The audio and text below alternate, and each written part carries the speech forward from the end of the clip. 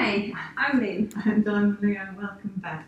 Yes, and we're back again for our post directory. We're coming into a variation of Virabhadrasana I. This is a lunging action, so don't worry if you're quite stiff. We've got some bricks here, you will need a couple of bricks, or you can use some books if you've got them handy.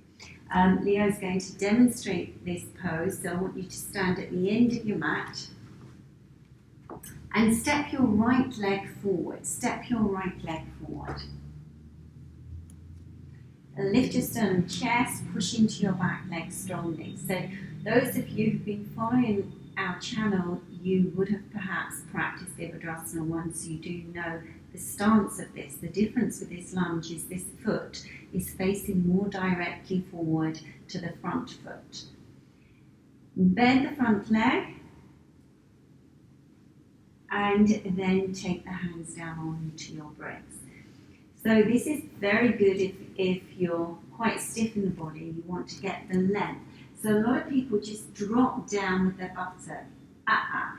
We don't want to do that today. We want to see that the length is coming here across the frontal hip flexor. So this length needs to come, and then shin perpendicular. As you keep this length, you can go a bit lower, you can go a little bit lower, a little bit lower. Perhaps the stance could be a little bit wider as well. So as you gradually lengthen and unfold the body, then you can go down a little bit further. And you might want to turn those bricks, but still keep the action. So keep the action across those frontal pelvic rims, reaching the back of the pelvis towards the back of the leg, pushing into your back leg very, very strongly.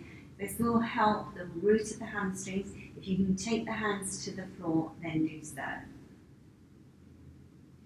But sometimes it's good to gradually go into the action, get the essence of the different feelings, sensations, what's going on in the body, where the stiffnesses are. And then taking a breath in and coming up, you may need the bricks to help you up. Okay, and then we come to the other side. So stepping now your right leg back and coming into that lunging action. But remember, don't just lunge and drop forward completely. It's a very controlled lunging action where you get the length, the levelness of the pelvis, the extension of the pelvis towards the back leg, but also more importantly, you're pulling up the inside of the thigh. The inside of the thigh needs to come deeply into the root. And then see if you can go a little further. See if you can take those hands down a little further, turning the bricks or taking a book away, whatever you were using. Be sure you're energizing that back leg.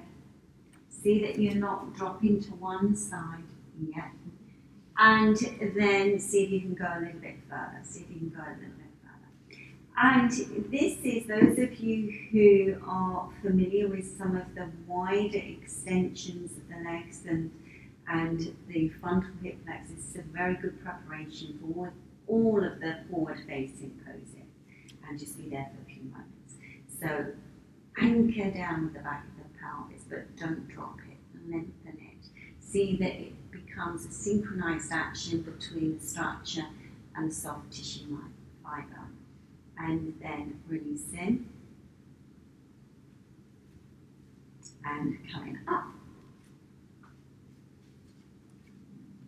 Okay, so this was essential preparatory action for some of the forward-facing poses, but also very good preparation if you are a sports person or runner. It will keep those legs really nice and mobile.